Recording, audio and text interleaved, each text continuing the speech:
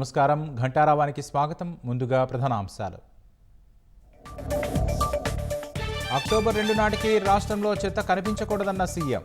Plastic భూతాన్ని తరిమేయాలని పిలుపు.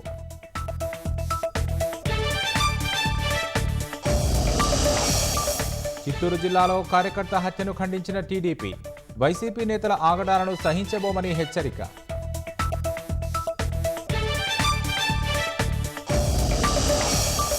శ్రీశైలం దేవస్థానం పేరుతో నకిలీ వెబ్సైట్.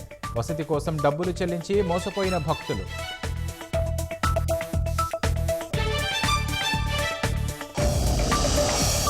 రాజస్థాన్లోని దుంగార్పూర్లో రాళ్లతో హోలీ.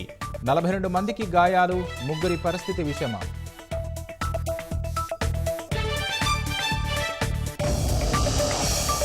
రెండు 214 మంది పాక్ సైనికులను చంపాం.